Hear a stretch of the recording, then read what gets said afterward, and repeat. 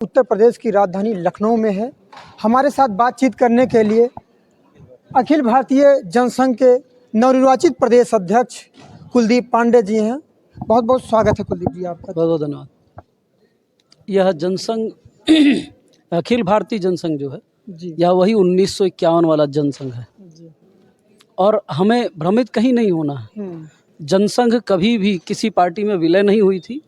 जनसंघ सदैव अकेली थी और स्वयं की पार्टी में स्थापित थी, प्रतिष्ठित थी और जनसंघ सदैव जनसंघ जो है वह एक पार्टी के रूप में आगे भी भविष्य में रहेगी। आपने भी अपने संबोधन में थोड़ी देर पहले कहा कि 2020 के बाद मतलब देश में गरीबों को मुफ्त में राशन दे रहे हैं प्रधानमंत्री जी। जैसा आपने कहा कि दुनिया को दिखाया जा रहा है कि देश आगे बढ़ रहा है, लेकिन राशन देकर भिखारी भी बनाया जा रहा है। देखिए ये अब इस आज के राजनीति में कोई यह बोलना नहीं चाहता, लेकिन वास्तविक रिजल्ट जो राजनीतिक जो निष्कर्ष कहा जाता है, राजनीतिक निष्कर्ष तो यही है मेरी नज़र में और ये बहुत दुखदाई है। तो इस पर इस देश में यशस्वी प्रधानमंत्री जी को चिंतन करना चाहिए और वह इस देश के नेतृत्व हैं और मैं उनका अनुयायी हूँ, मैं उनका अनुकरण करता हूँ और उनकी ही प्रेरणा है जो आज मैं राजनीति में हूँ। मेरा बस उनसे सीधा निवेदन है कि ऐसे शब्दों को बोल करके देश के विश्व स्तर पर देश की प्रतिष्ठा, देश का सम्मान, देश की गरिमा को ना गिरे। क्योंकि हम जब बोलते हैं कि मेरे घर में सबको मैंने भोजन खिला करके उन्हें परिपक्व करके रखा है, मैं बहुत मतलब प्रतिष्ठित व्यक्ति हूँ, मैं बहुत बड़ा आदमी हूँ और उसके बाद जब फिर बोलता हूँ कि मैं अपने घर को चलाता हूँ तो वह घर फिर गरीब हो जाता।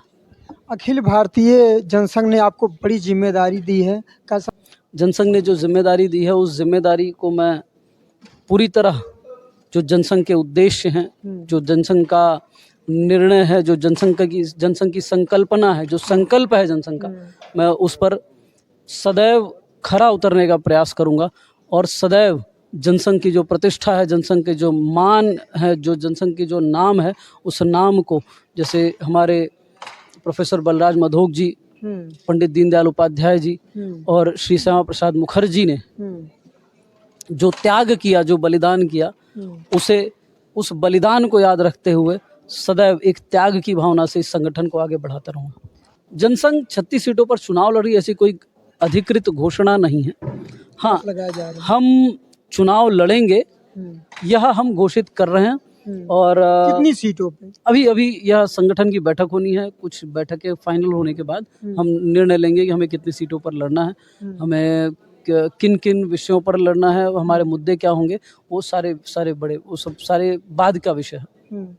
युवाओं से क्या कहना चाहेंगे उत्तर प्रदेश के लिए? अखिल भारतीय संघ के आप नवनिर्वाचित प्रदेश अध्यक्ष बनाए गए हैं। युवाओं से मैं सिर्फ इतना ही कहना चाहूँगा कि यह मुट्ठी है, मुट्ठी जिस दिन बंद होती है तो बहुत मजबूती मिलती है और जिस दिन मुट्ठी खुलती है तो हम कमज़ोर होते हैं और फिर हम पर अत्याचार लोग करना शुरू करते हैं।